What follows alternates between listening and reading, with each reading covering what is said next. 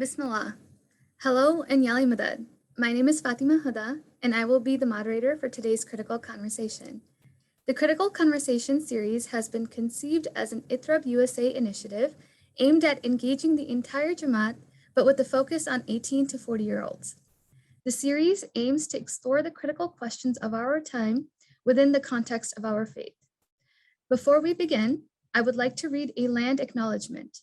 Land acknowledgements are formal statements that seek to recognize and respect Indigenous peoples as original stewards of their land and the enduring relationship that exists between Indigenous peoples and their traditional territories. We do this to express gratitude and appreciation to those whose territories we reside on, and to honor the Indigenous people who have been living with and caring for their lands from time immemorial. Recognizing them also means acknowledging the historical and ongoing genocide of Indigenous peoples and the ways in which we benefit from and perpetuate violence towards Indigenous peoples. Naming the original and current stewards of the land we live on is a first step towards making reparations. I reside in Chicago, Illinois, which is occupied, unceded, seized territory of the Council of the Three Fires, the Ojibwe, Odawa, and Potawatomi nations. We believe the work we do in sessions like these is part of our ongoing responsibility to acknowledge and address the ongoing harm to Indigenous peoples. Our work towards a society that is more just, equitable, and in keeping with our ethics as Ismaili Muslims. Our topic for the session today is creating communities of care, supporting survivors of domestic violence, which explores the impact and trauma of domestic violence and how to provide support within immigrant Muslim communities. During this session, you will see a Q&A box where you can share additional questions or thoughts during the presentation. We will try to address as many questions submitted during today's talk as we can. With that, I am honored to introduce you to our wonderful speakers for today's sessions. Imam Khalid Latif is the University Chaplain for New York University and is Executive Director of the Islamic Center at NYU. Under his leadership, the Islamic Center at NYU became the first ever established Muslim student center at an institution of higher education in the United States. Through his work, Imam Latif has demonstrated not only an exceptional dedication to gaining and disseminating religious knowledge and values, but has begun to carve out a much needed space for young American Muslims to celebrate their unique identity and have their voices heard in a larger public sphere. Imam Latif is also the founder and chair of Pillars of Peace, which was founded by members of the Islamic Center at NYU community in order to address a gap in appropriate residential services for Muslim survivors of domestic and gender-based violence. We also have Noureen Wallani. Alwiza Noureen Wallani, goes by she/her, is a licensed clinical social worker. She is currently the managing supervisor of clinician development at Headway Emotional Health Services, a community mental health clinic. As a psychotherapist, Noureen specializes in working with those impacted by trauma, addictions, and those with chronic mental health diagnoses. Her clinical competencies include DPT, sand tray therapy, EMDR, and AirNet, a modality that helps work with those who have dissociative abilities. In addition to providing therapy and clinical supervision, Noureen oversees the clinical development of both mental health clinicians and those who provide clinical supervision for mental health clinicians. She quotes, my goal is to help clinicians incorporate authenticity in their work of walking with clients in their journey of transformation, unquote. As an Alwiza, Noureen focuses on helping people connect with their faith as a way to navigate the inevitable struggles that life presents. As for faith provides meaning and reminds us that we are more than just a material body. Before we dive in, I'd just like to note that the views of our speakers expressed during the course of the discussion are their own.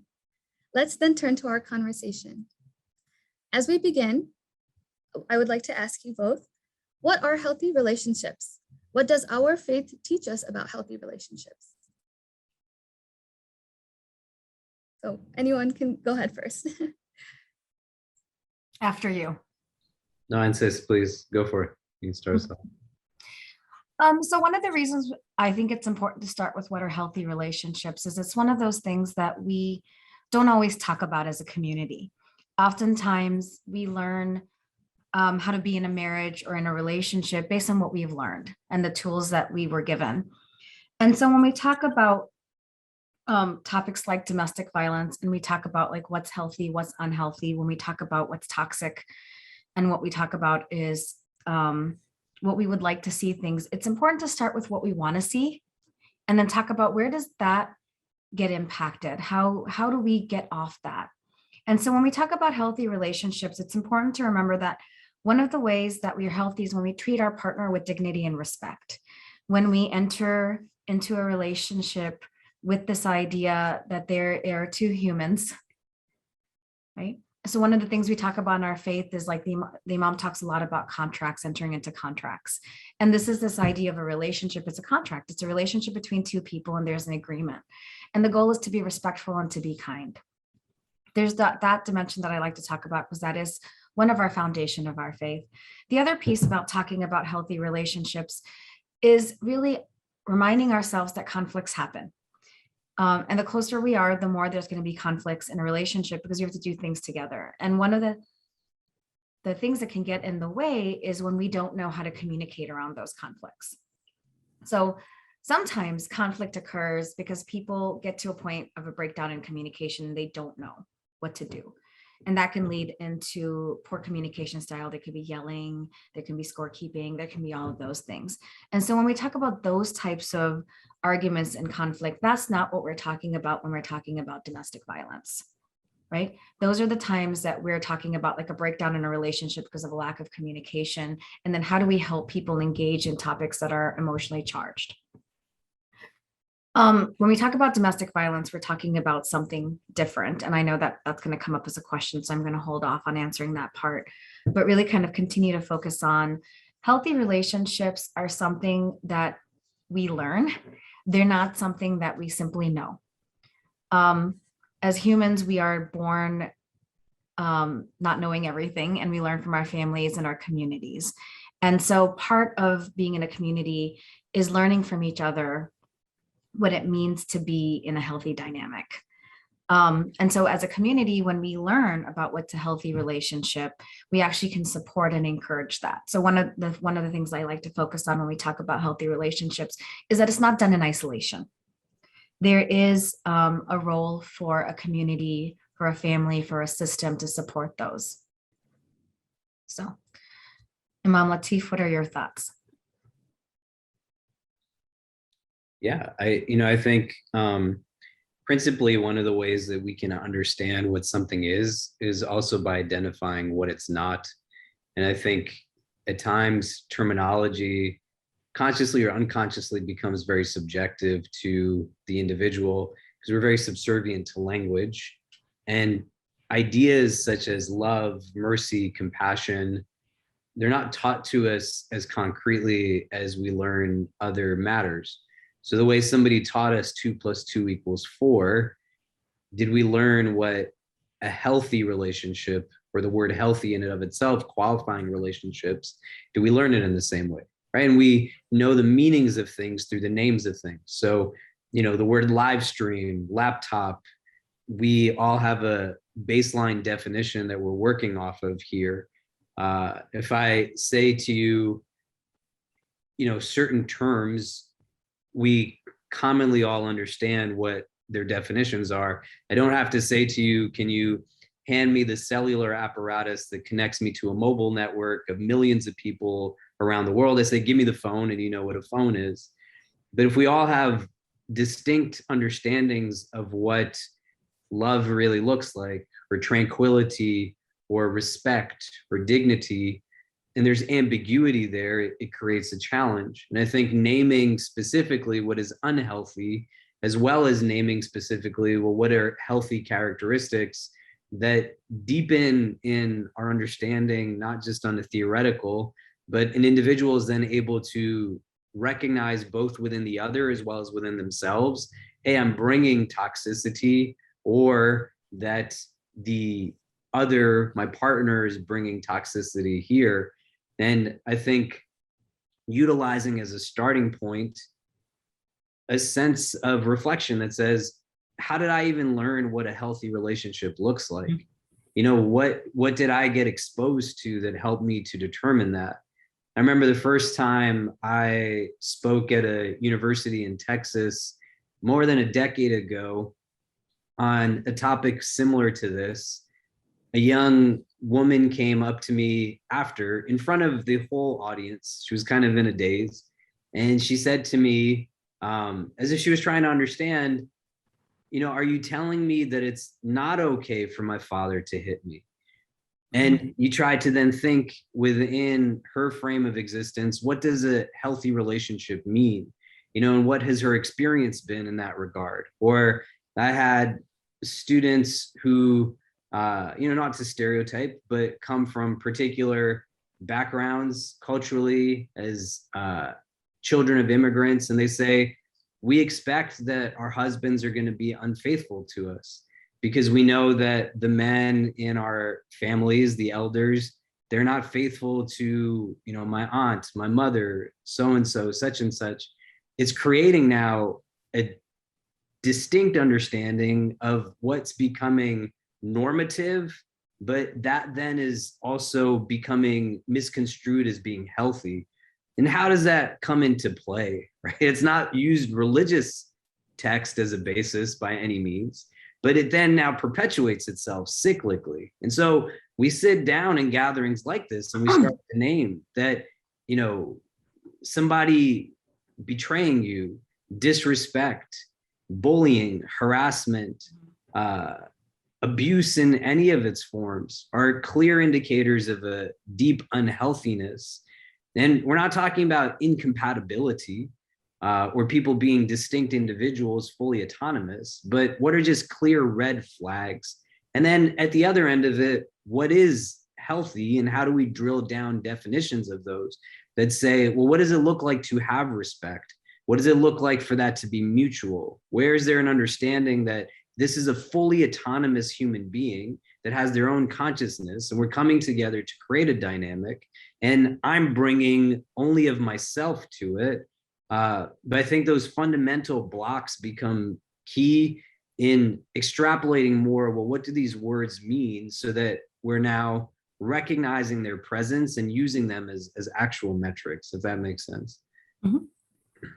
No, I love how you said that. I think that's one of the things that we talk about in our more private spaces and more in our conversations with our friends and family is how do I do this thing?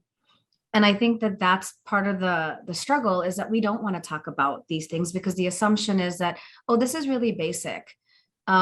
Getting old, having children, getting married, going to school. We take these things for granted because they're so natural and they're so a part of everyday human existence that sometimes we forget that we only learn the tools that we're seeing. Mm-hmm. And so when we do have those dynamics in our own family systems, then we are lost. And sometimes people can say, well, I don't want this in my relationship, right? I notice that my parents don't date. They're always focused on their children. And so I want to make sure that I don't do that. But just focusing on what you don't want oftentimes can run into a problem because then you're not looking at what you do want and what you do want to create.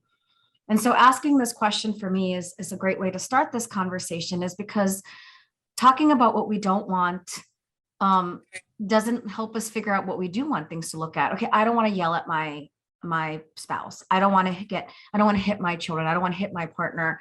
These are things that I saw and they were hurtful. But then how do you create intimacy and how do you create love? And that's what Imam Latif, when you say you drill down in that, what does a loving relationship look like? Because it's more, there are acts that create connection and create partnership, that's intimacy. How do we as a community talk about all the different facets of a marriage? You know, it's more than my partner isn't feeling well, can I bring him some chicken soup, right? We always talk about these concepts of what we call acts of service. But it's more than acts of service. It's about fun together. How do we talk about how do we engage in positive experiences, not how do we just avoid negative ones? I really loved how you said that. That was really great. Thank you both. I think it's really important, like you guys said, to discuss the healthy so we can recognize what is unhealthy. And so on the flip side, it would be helpful to get a better understanding of the definition also of domestic violence.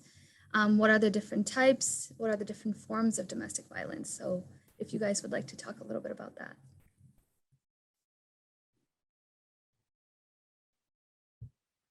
Go ahead. I'm going to yield to your expertise on most things. So you should definitely. I'm like, and I want to hear you speak as well. I was just talking to, I love hearing the perspective. So, I mean, a lot of us are familiar with the power and control wheel, and that's one of the ones I was trying to figure out if there's a way for me to share this, but I think I'll just talk through it.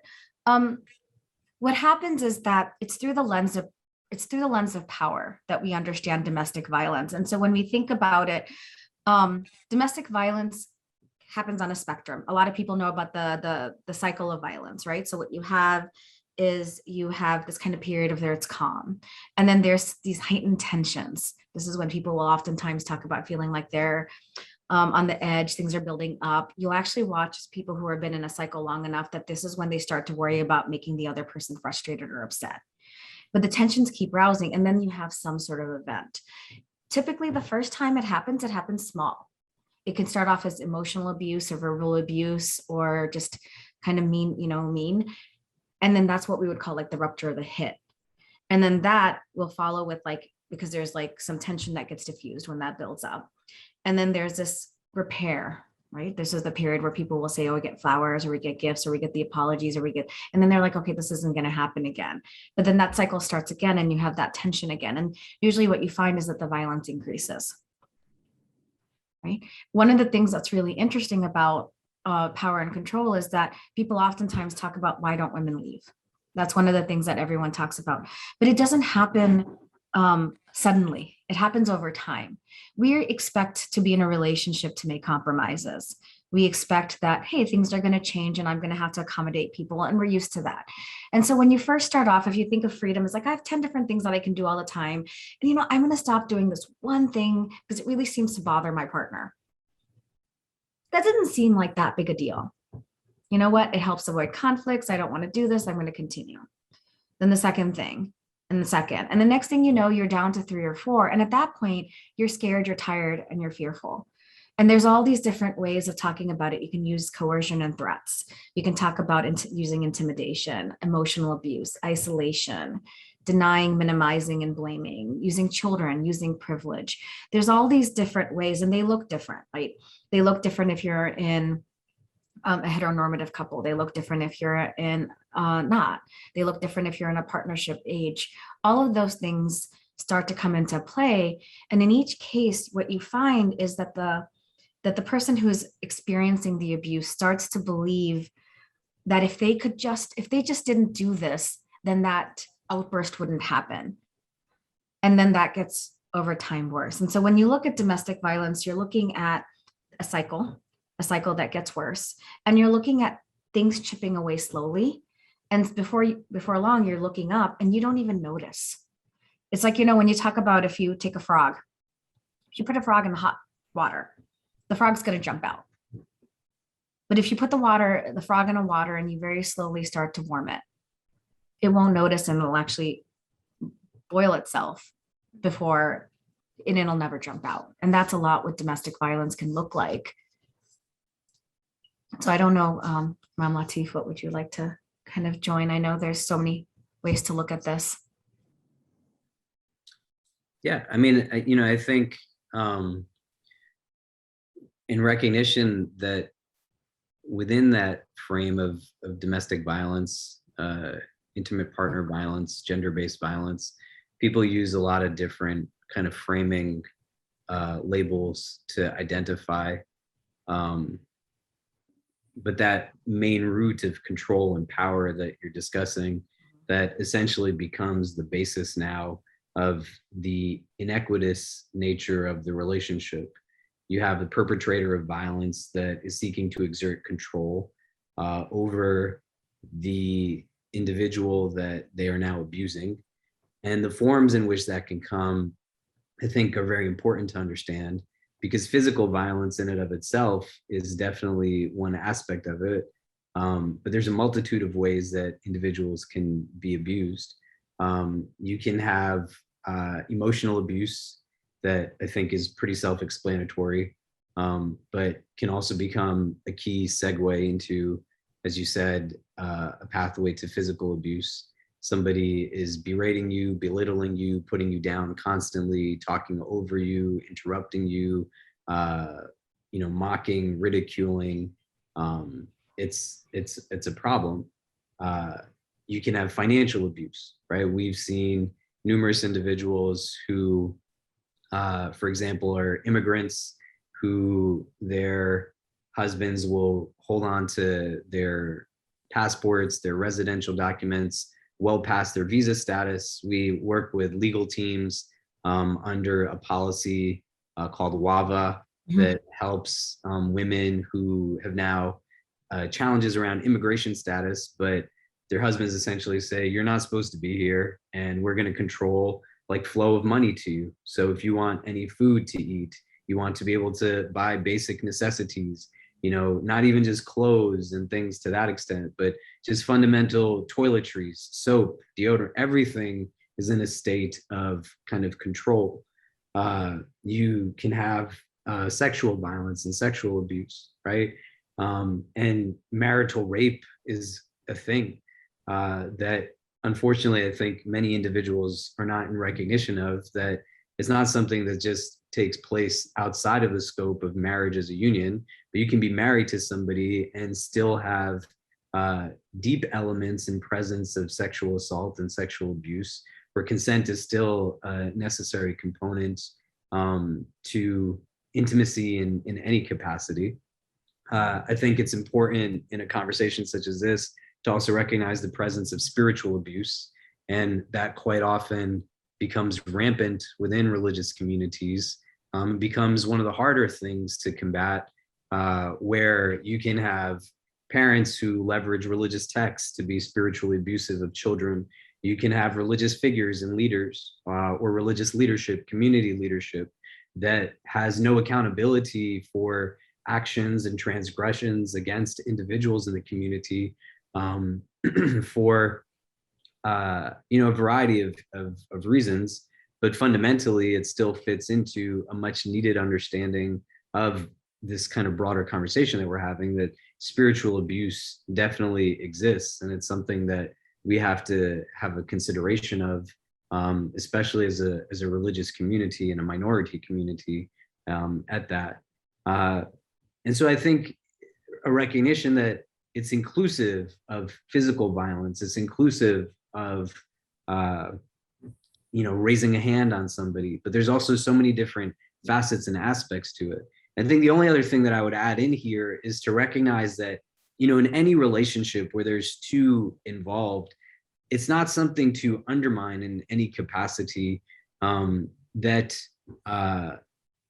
there's kind of unofficial rules that we sometimes follow that bring culture into conflict with religion, spirituality. So a parent can abuse their child, and that's very important to understand. And that disagreement does not equate to disobedience when you're going in the other direction, right? You can also have children that are abusive of their parents as their parents get elderly. You can have dynamics where spouses are abusive of one another. The gross majority of victims of gender-based violence are women, and that's just statistically proven. It's a fact. But it doesn't mean that men are not also survivors of abuse. And we get tons of people as young boys, as children, who have to absorb adult emotions that no child's heart should have to take in.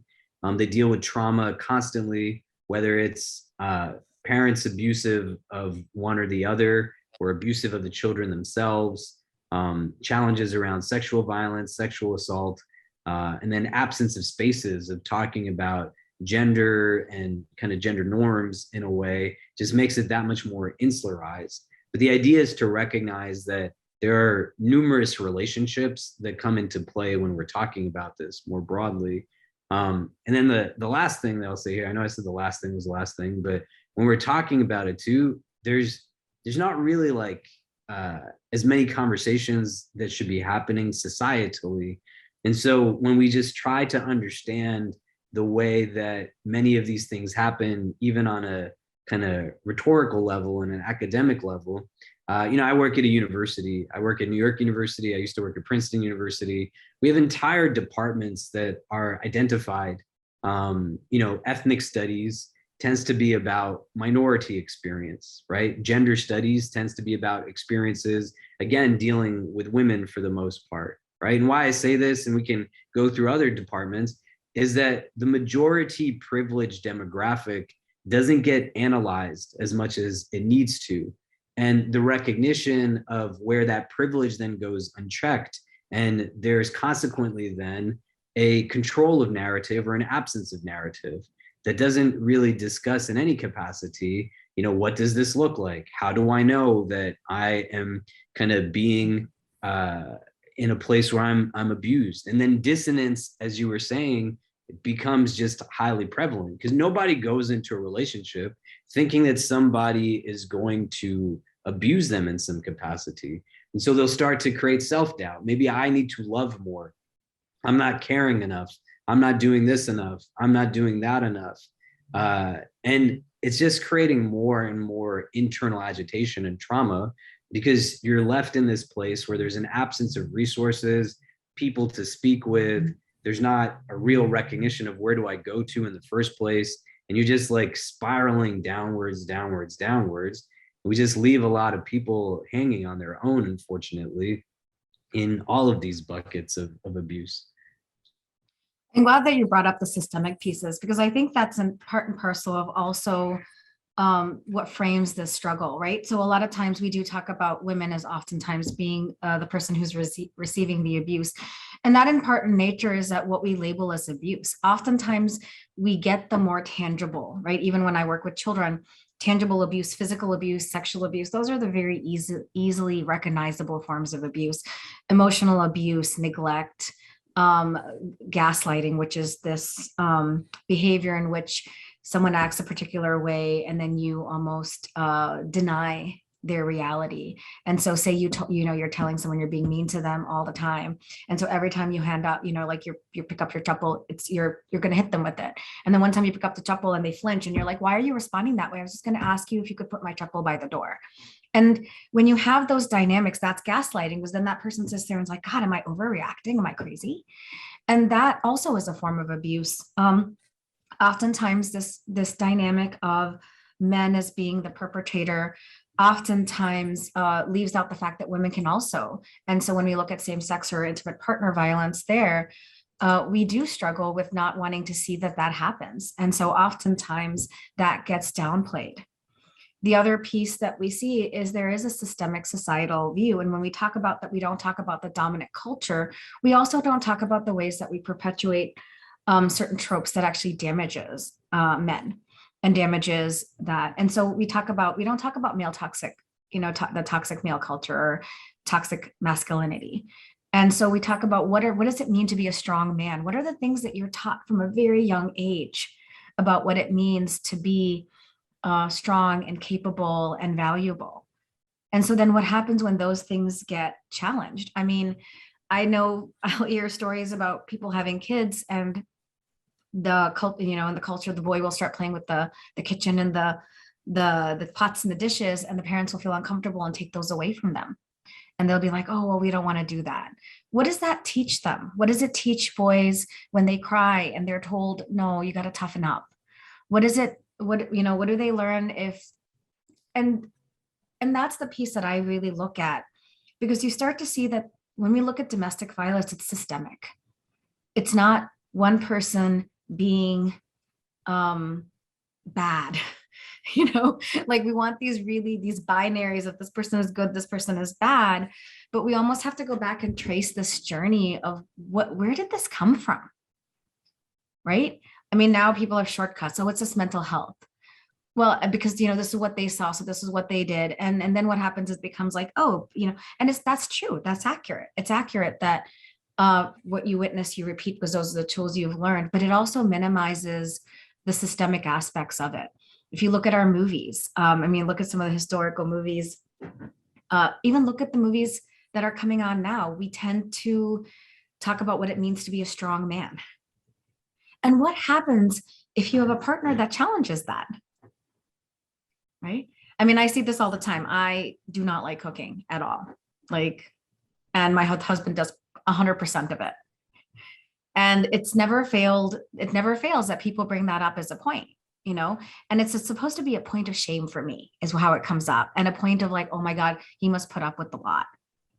I mean, I still remember with my mother when it came up like one time, like she was like not cooking and she used to cook all the time and she'd be like, nope, but just order out. And someone's like, oh, well, you're not a good hostess, right? There are ways that our culture determines what's good, acceptable, loving behavior.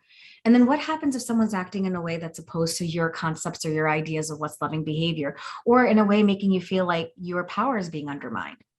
Then you're going to try to regain that power. And I used to work with a lot. I worked with a lot of domestic violence. And then I had to start working with some of the anger management, working with people who were on the other side. And there are some really interesting things that I learned. I had to put away some of my biases. I won't lie. That was not easy because I really wanted to see it as black and white. I really wanted to be like these people. And these people, right? Like these people become a group and an object. And then as you get onto it, some of the things that are really fascinating is the first thing is you almost see this conceptualization of what I call the drama triangle, which is this idea that people are either rescuers, perpetrators, or victims. And we call this the drama triangle because it doesn't exist and it creates drama. Humans are not any one thing. No one person is a victim, no one person is a perpetrator, and no one person is a rescuer. In fact, those things don't exist. We're all just human. And so what you find is that even in those situations, the men will oftentimes act as if they were the victim. They couldn't see the power that they had or held. They always talked about how they couldn't help themselves. They did this because that person did this. And it was that almost giving away. And it was almost like, how do you regain power? So of course, everything they did was intentionally trying to regain that control that they didn't find in themselves. And I always get curious systemically, how does that happen? How do we teach people what it means to have power? And how do we teach society, our men, how do we teach? If we're sitting there and specializing the studies, like you said so beautifully, on this minority culture, this gender, this, and we're studying and we're learning to know it, when are we looking at what's happening to the dominant culture? So.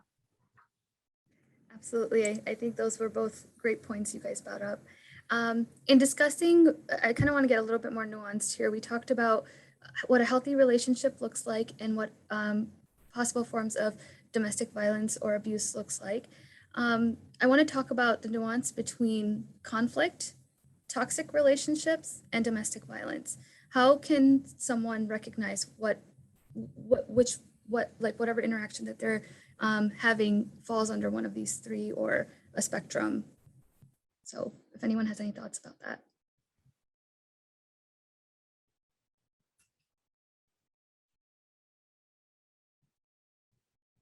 Well, I think one of the things that's important in many relationships is to be able to have objective spaces of self-expression that allow for you to be able to explore dynamics independent of what your primary kind of routine is, so to speak. And objective meaning, friends and family care about you and you want to maintain those relationships, but sometimes spaces are necessary where you can just go and self-express. You can begin to think about what you're thinking about.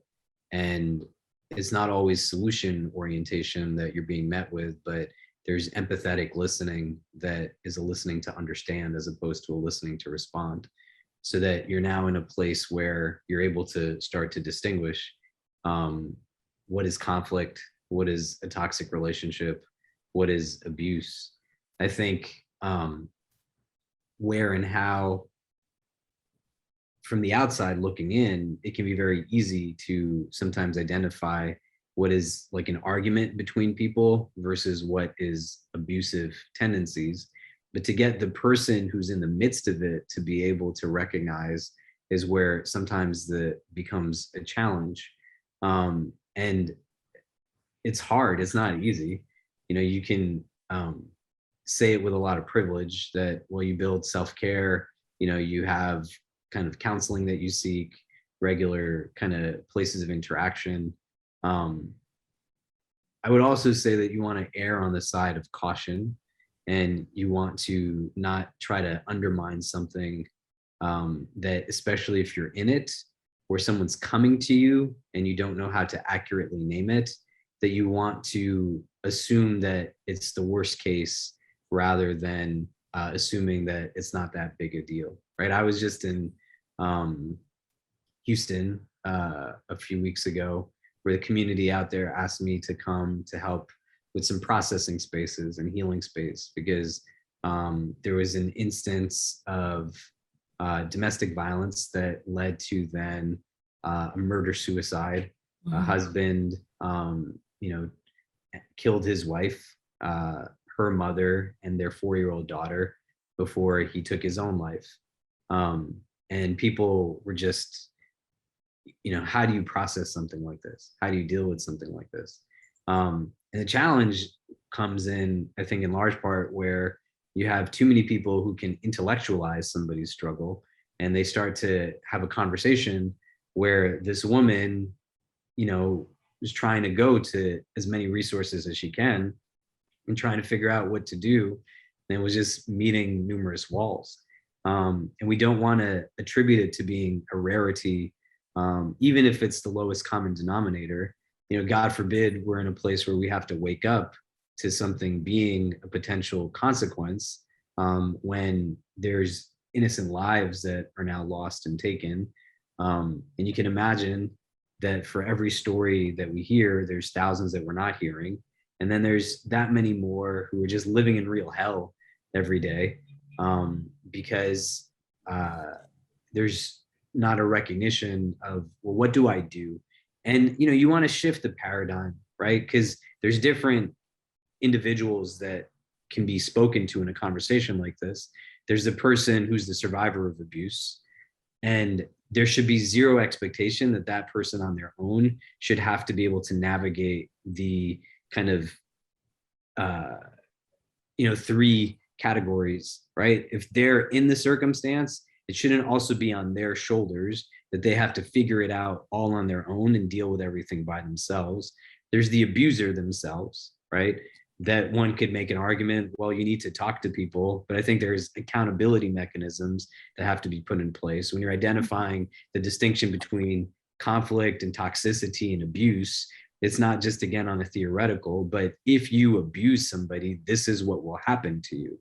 And thinking about that in the standpoint of what is in the immediate, but also in a spiritual sense. What does it mean in terms of the divine? What does it mean in terms of when you're standing in front of God one day? Like, what God could you possibly believe in that you think it's okay to treat somebody like this?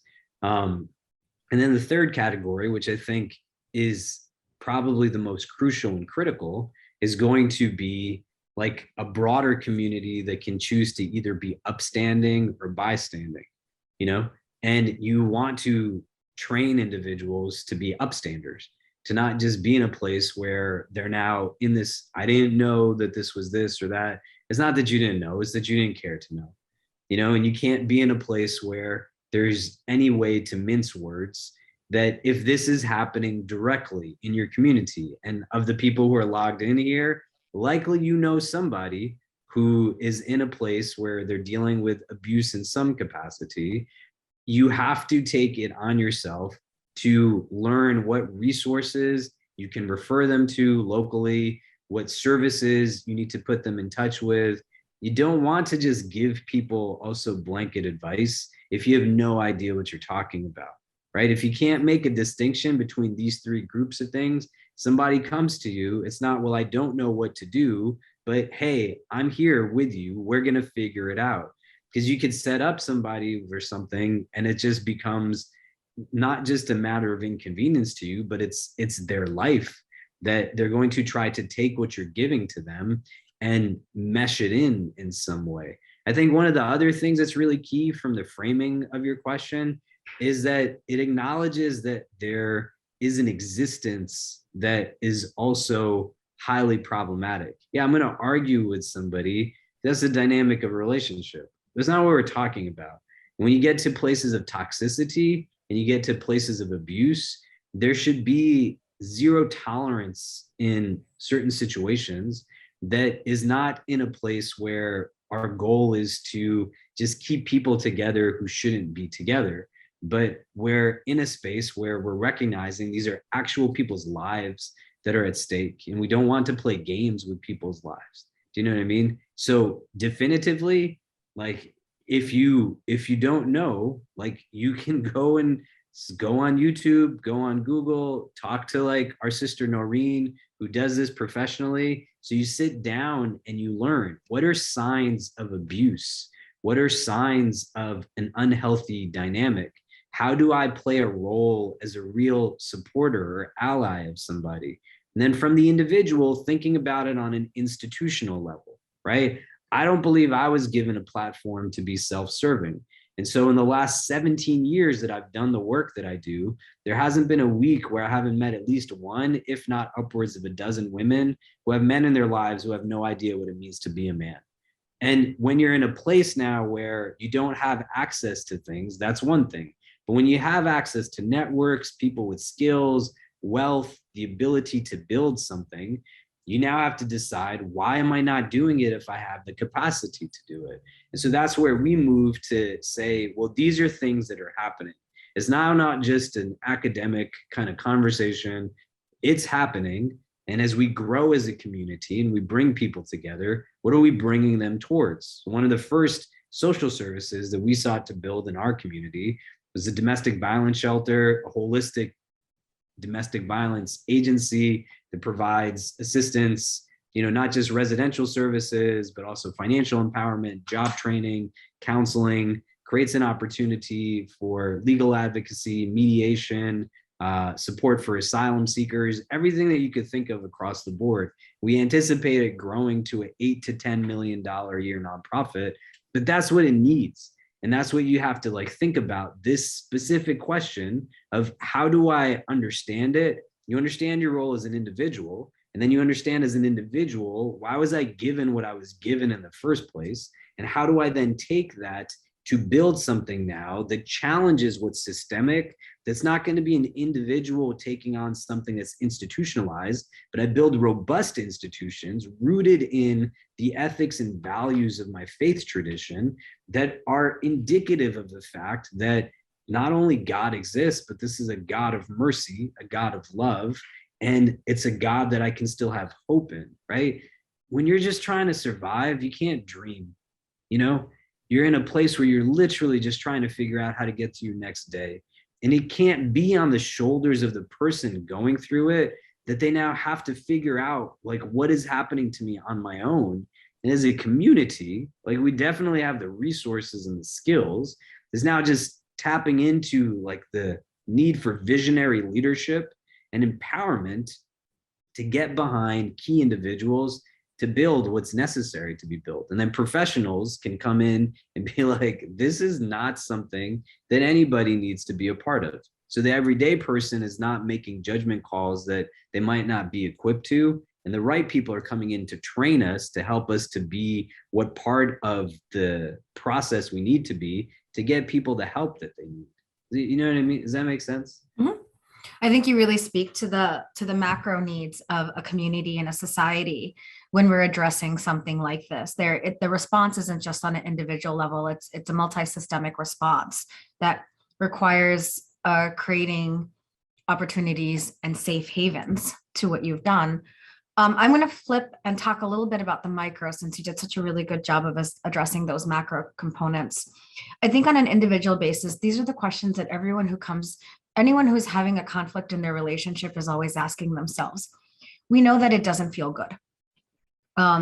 When we're having a conflict, whether it becomes into a toxic dynamic or it becomes abusive, we walk out of each one of those situations feeling pretty terrible.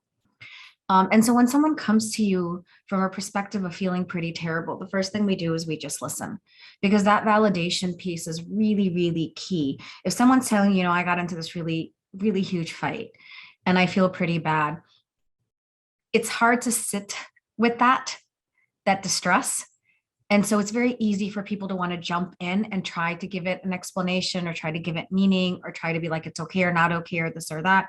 And I think Imam Latif said it, and I just want to highlight it, is it's not our job to act or tell someone what to do. It's really our job in those moments to listen. Because one of the things I've learned by working with people who are struggling is they have to be ready. And they have to be ready. And one of the ways that they're ready is by feeling that there are systems in place that are going to support them. The first way you feel support is by someone hearing your pain without trying to discount it, without trying to say, you know, oh, it's okay, he means well, he really cares about you, you know, but you have children, what are you going to do? Or, oh, you know, this is without, but just being like, wow, that really sounds like that was really painful. I have seen, and unfortunately, my fair share of, you know, and I didn't understand this when I first started this work, but it's like, you know, you'd be like, well, why don't they leave? And then it's like, you see the statistics, and the statistics say that women leave 6 to 7 times before they leave completely. And that the most dangerous time for a woman or anybody in a relationship is in that process of leaving. And so when you look at it that way, you realize that part of the work is sitting and listening. It's validating the pain and the grief. It's also recognizing kind of like, you may or may not know, but as a community, you're going to always, they're not going to come to me first. I'm going to tell you right now, people don't come to professionals first. They come to their loved ones first. They come to their friends, they come to their family, they come to, in our community, the Muki Sabs and the Kamar Sabs and the council members, right? We all have to be really equipped. We all have to be recognizing, we all have to sit with our discomfort. The first part of this dynamic is recognizing that we have to be very, very comfortable with looking at discomfort and pain and sitting with it and witnessing it and being compassionate. The second part is realizing that when we're uncomfortable, we want to create judgment. We want to say, well, why don't they do this? Or we want to come with solutions, or we want to say it's really easy. And the reason is because, again, it's really uncomfortable. And so I really say lean into the discomfort, learn to sit and lean into it. Because whether it's conflict, which happens, whether it's something that's become toxic on both sides, or if it's abuse, one thing that's common is this person is in pain. As you listen, you're going to start hearing elements very quickly. And the minute you start to feel overwhelmed in your body, and you will, you know you can't do it. And that's the first thing I ask people to do, is that when you start to feel overwhelmed, you need help and support. Lean out. Don't, and again, Imam Latif said this really well, don't expect the person in the situation to be the person to lean on or to solve it or to that. You need to turn back and say, where do I need to find my resources? And we have that built in our community. The other, go ahead, sorry. Go ahead. No, absolutely, no, go ahead. I think that for me, the big piece of is like that highlighting the sitting with and the leaning into. But go ahead. I know. Absolutely. No, so we were talking a little bit about communities, and I had a question related to that. How do these forms of domestic violence show up in immigrant communities? And you guys touched on that a little bit. Maybe we can talk a little bit more. And then how common is it?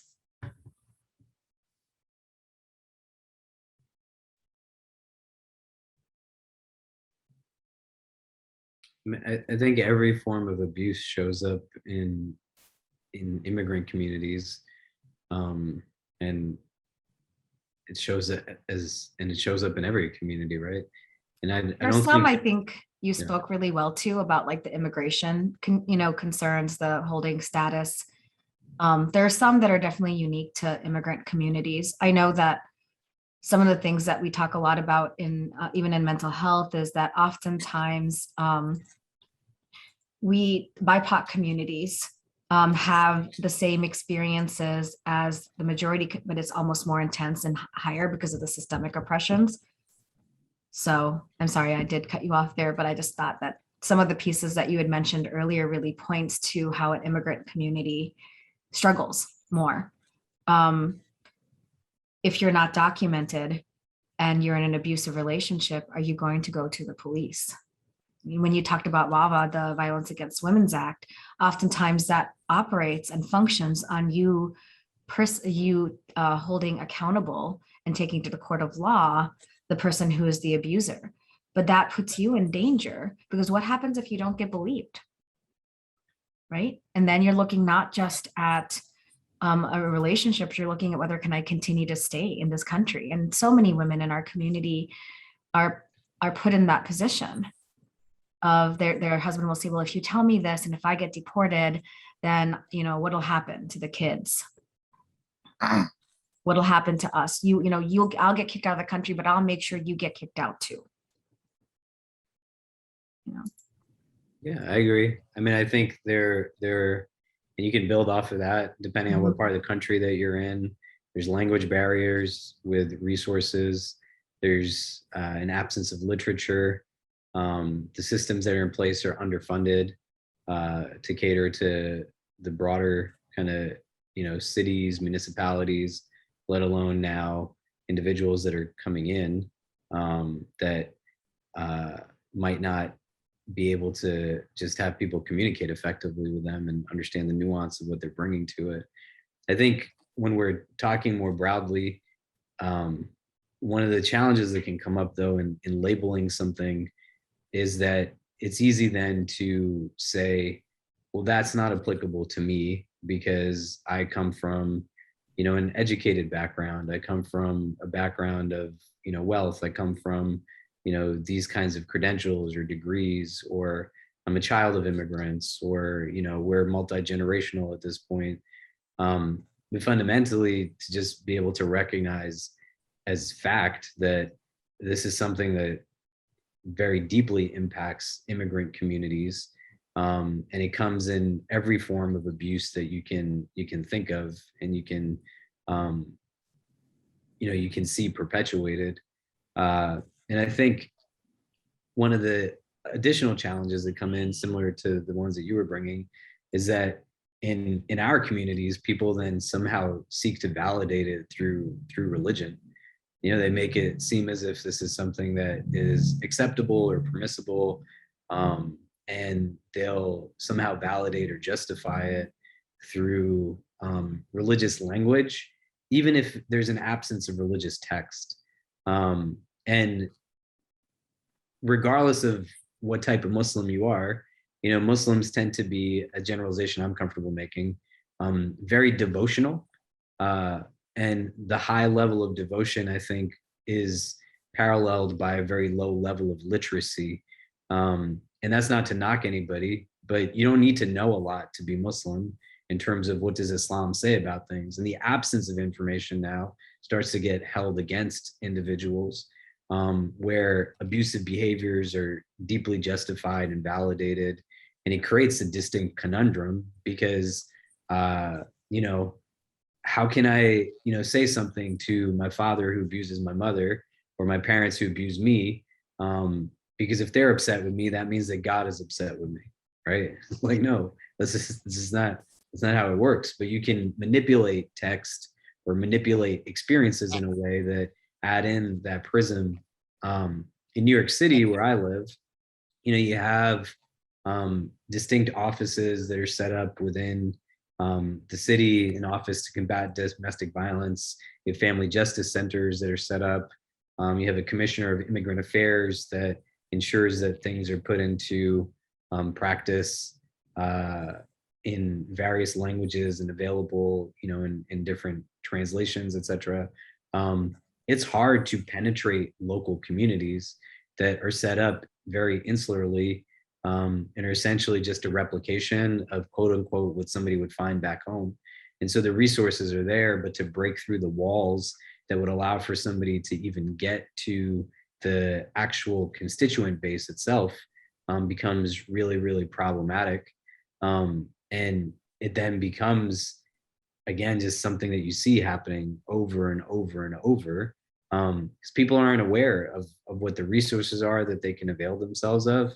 Or like the resources are also really terrible, right? And if you look at many minority demographics, like in the agencies we're building, we also liaise very deeply with other minority agencies, that will cater to African immigrants, to people who are Hispanic, Latino, people who come from any background that you can think of, because the state apparatus that exists is often like just horrible. We had anecdotally a woman in our community who's an immigrant, got married at a young age, in her teens, had no work experience, children. The first time she came to see me, she said, my husband goes to work and my kids go to daycare. I sit on a park bench near my apartment and I just cry because I just wonder what my life has turned into. And when she managed to leave, her brother told her, don't leave him, I won't support you. Family members, no, what will people think? What can we do? She eventually left, had no work experience, met other people who are very predatorial, right? People prey on the vulnerable. It's disgusting. And so she found jobs, in retail, and people made like all kinds of advances towards her, tried to solicit her. She said, what is this? And eventually she ended up in the governmental shelter system. And there she found more, theft, prostitution, drugs. Eventually she got to a place where I remember distinctly police officers calling me from a hospital, and they said that we found this woman in an abandoned warehouse. She had attempted to take her own life.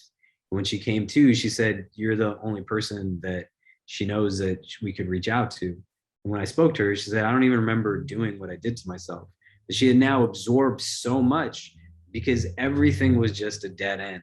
Everything was something that wasn't built with a consciousness or awareness of her as a whole person. Language, cultural distinctions, absence of all kinds of resources. And you're just internalizing it every step of the way, again and again and again and again. And it creates this aloneness that is, beyond anything we can fathom of being lonely. And so no one's going to build for us what we have to build for ourselves, right? And that's just the truth. And so if somebody else is building something, they're not aware of the nuance of the particular demographics that we're speaking of, they're going to build it in the ways that they know how to. And if we're not building it and we recognize what is the need of specific immigrant populations that we engage on a regular basis, the ones that we pray with and we celebrate at holidays and do all kinds of things with and go to their homes to eat, and we know it, right? We're having the discussion right now. Who better than poised to build and be at the table in an interdisciplinary mode, right? So it's not just I'm building it off of good intentions, but I'm bringing the necessary people together to build it with real excellence so that it sustains itself.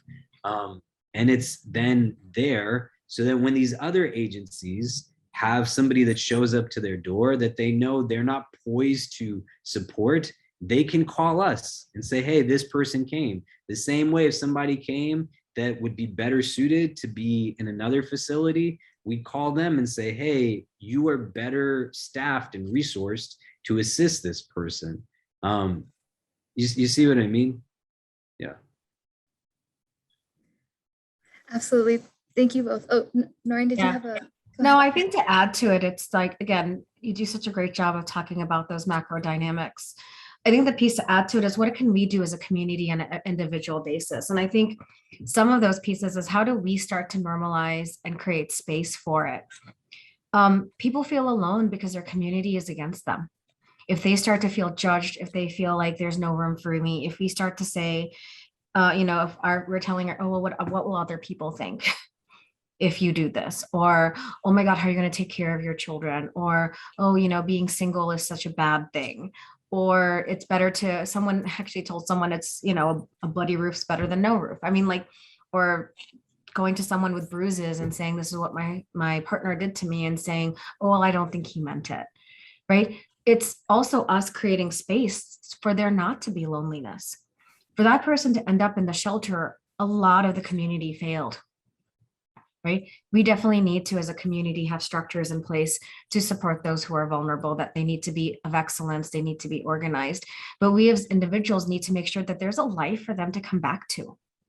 Because if my choice is to leave and be safe, but then to never have never to belong, to always feel like an outsider, I'm not going to take that jump. Right? Because what do I have when I'm done from this crisis, when I've left, when I found a home, I've gotten a job? I still want to go somewhere to pray with someone. I still want to go to someone's house. I want to eat a meal with someone. I want to have friends with my children. Right? Like life and community is more than about survival. And so there's so many of these agencies that are there, sometimes don't understand the cultural pieces. And when they do understand the cultural pieces, they do definitely do the support that's needed. They're essential. But then when there's stabilization, what happens? Right? And I think I say this a lot of times, and we think about one of the places that we're really good as a community is when people die. And I use this example a lot. We come together right away as a community. That person doesn't have to lift a hand in their house. The meals are brought to them. They are taken care of. There are volunteers. Everything is supported. And then at some point, everyone leaves. Right? And there is no agency, there is no therapist, there is no provider that's going to fill the silence. And so for me, part of as a community is, how do we not make people who have left or are in the process of leaving, how do we not isolate them? How do we create connection? Because that isolation, sometimes, I mean, I had people tell me flat out, Noureen, I know I can leave. I know you'll find me a shelter. I know I'll get this. I can figure this out. Or I know women who are like more capable, they have a job, they have money, they in fact earn most of the money. But they're like, what's going to happen? I have my whole life to live. How am I going to live it now? And so as a community, each one of us has to create space in our everyday life, in our friendships, in our everyday intertwinings, an acceptance and a normalization and a love. And I think that's what we can do. Because the thing is, if we don't have a community to belong to, there is no way to leave. And we perpetuate that. We keep people in as a large when we're unaccepting and making judgments, when we're gossiping about people who are divorced, when we're making it a taboo. Absolutely. I feel like each one of us has a responsibility to be a part of a community where we can all work towards creating that safe space. So those are both very, very reflective thoughts. Thank you guys both so much. Unfortunately, we are nearing towards the end of our talk, which is sad because I really like hearing both of you guys, and I'm sure I'm joined by multiple people who feel the same. We do have some questions from our audience that I do want to make sure we get to, and we would love to hear your insights. With that, let's turn to our first question. We have someone who says, I would like to know how to get off the abusive relationships. For instance, getting a divorce makes life more miserable because everyone in your family and community becomes against you. They all make you alone, and it's hard to fight for yourself. It's harder to be a survivor of abuse. Any strategy or resource that would be helpful, if you can please share here.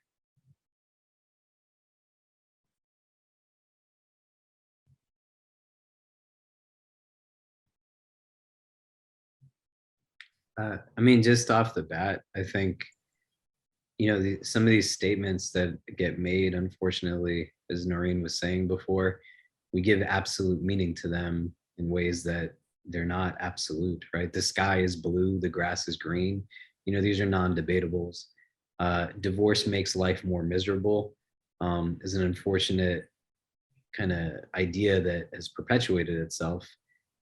Every day there's people that get divorced.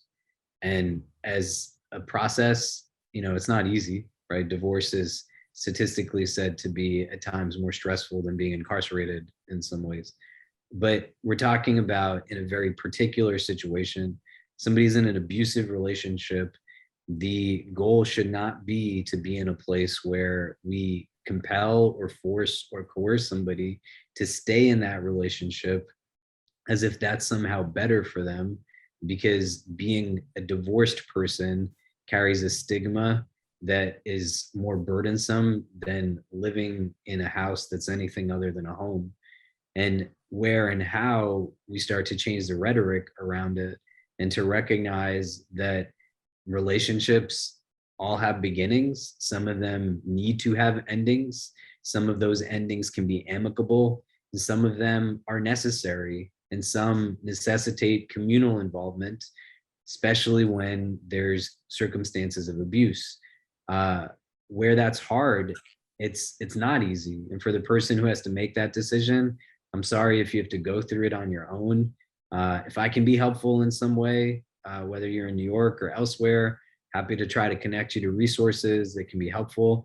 And this is an important part to understand, right? Somebody experientially has gone through an abusive relationship. You want to think about how you build for them holistically.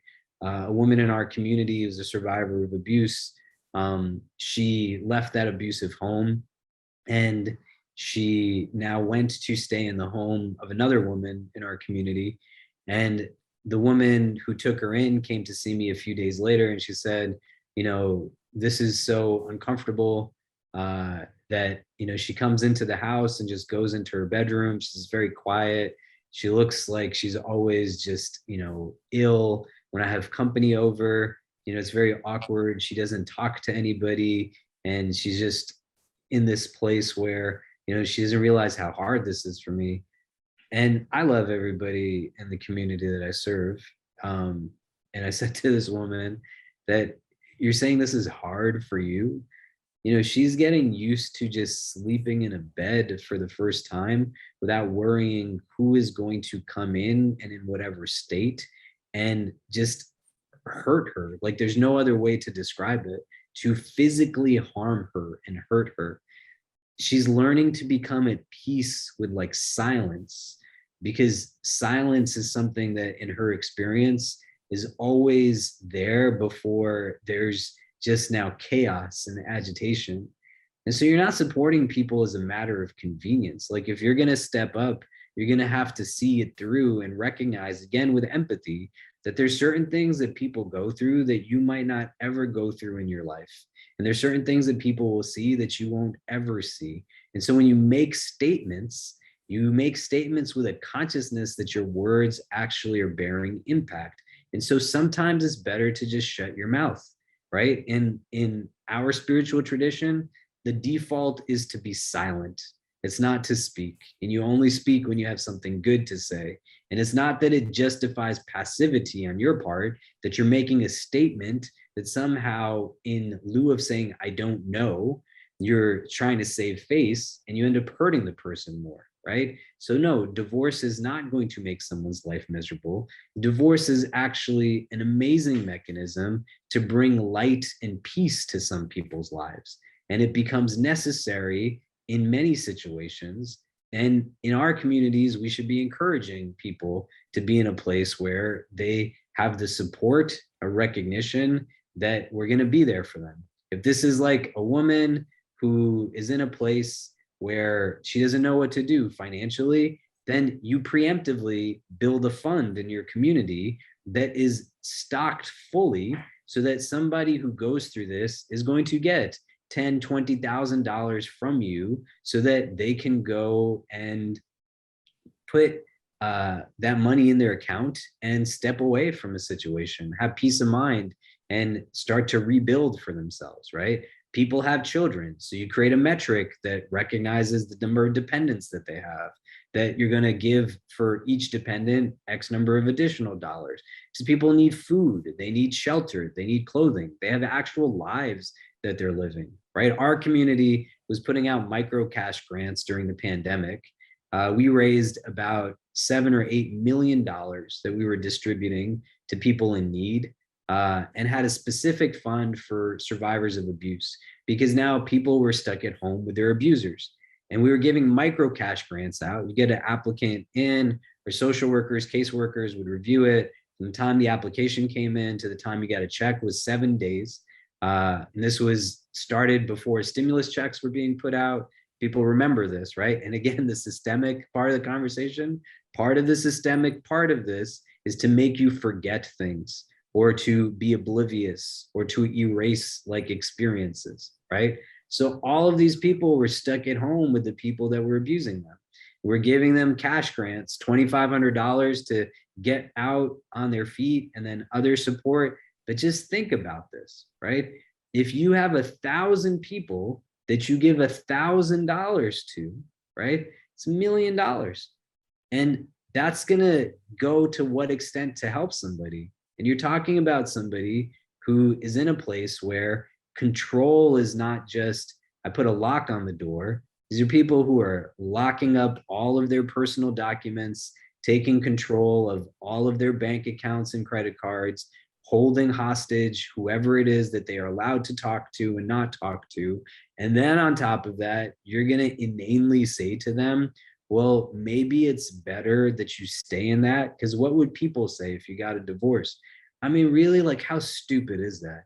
And that has to be something that, again, you got to think out, right? For me, I think about this, my faith informs a lot of it. How can I like stand in front of God saying that I did what you wanted me to do in this situation, when I said something foolish like this to one of your creation? In that moment, when they turned to me in need, I gave them an answer that was just validating my own absence of engagement, my passivity. It'd be one thing if we couldn't do for people what they need, but we actually have the ability to do it, right? That's what's crazy. We can help them. We can, it might mean that we have to like challenge the benefits that we get from some of these systems that are in place. It means that we might have to let go of some of the privileges that we are afforded. But like, who do you want to be at the end of the day? You want to be the person that like turns their face away when somebody who's being abused is turning to you for help? You want to be the person that says, who cares what I'm going to lose? Like, this person, their children, their babies are in real difficulty. I'm going to do for them what it is that I have to do. The strategy part to this is critical. And you engage people who know how to build strategy, because it's not just as simple as, hey, you do this, or you tell the person, right? But like Noureen was saying before, the person who's in the situation has to be buying into what's taking place.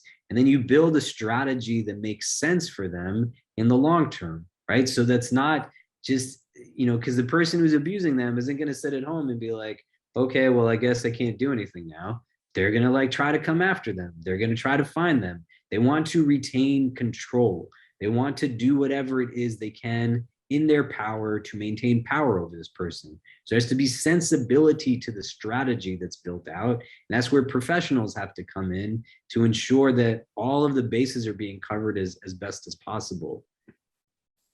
I think, again, the part is there always, in order for there to be change, there has to be a possibility for change. And all of the pieces that you have to have in place that Imam Latif talks about is essential. No one can leave if there isn't safety, financial safety, physical safety, supports. We cannot have change without the infrastructure to help someone sustain themselves outside of it. The part that I'm going to speak to add to it, and not in all, that is foundational, what Imam Latif is saying. You cannot have change without those foundational pieces. The other piece is when you're talking to someone who's out on the other side, that rebuilding and meaning making. And so I hear the pain and the discomfort and the loneliness. And there's a part for us, again, all to play is we can't just be there for someone in the midst of the crisis. We also have to be there from a building perspective of everyday life, of meaning making. The other piece, I don't want to end because I know we're at time, is just that reminder of that people are strong. People are strong, people are capable, people have a large gift inside each of them that allows them to function and flourish. And to remind ourselves that when you work with and encounter people who are victims of abuse, they don't end as their existence and their nature is not, I'm a victim. They are you and me. We're all of us. Each one of us is amazing, and we are not fragile. We are capable. We absolutely are interdependent. None of us can do this life alone, from the smallest things to the biggest things. We paint an illusion in the Western world of this idea of I'm alone, I can do this, or we need to do this by ourselves, but we're not. And so reminding each one of us is that even when we're supporting, we're not like, in our faith, we're not supporting someone as an unfortunate. We're supporting them as a sibling in our faith. We're supporting them as ourselves, right? Each one of us reflects the greatest aspects of Allah. And so it's not this hierarchy. We do this from a humility and from a humble heart. And I just want to remind people that each one of us is we may be in the position of helping, but tomorrow we'll be in the position of needing. And we build this community. And I want to speak to those people who may have experienced and who are living after the aftermaths of domestic violence. Meaning making is possible. There is hope. And I do hope that you get support to help you with that.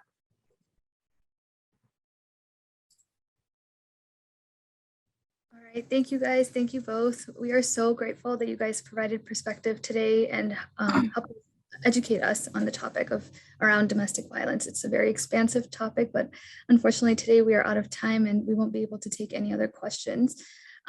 So hopefully this is just a start of the critical conversation. And again, today was a treat for me as well as I hope all the people who are watching. So thank you again. A couple of announcements before we all go. In the chat, you will find resources that are recommended by the speakers. So we will be copying and pasting those in the chat. So please make sure to check them out.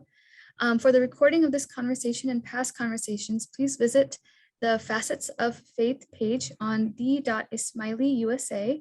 And we will link the URL for that in the chat as well. And please look out for more info on the.ismaili/USA webpage and social media pages for young adult conversations and our next critical conversation. Please also take the survey at the end of the session that will pop out on your screen as you leave. Once again, thank you to the speakers and thank you to everyone who joined. We are really, really appreciative.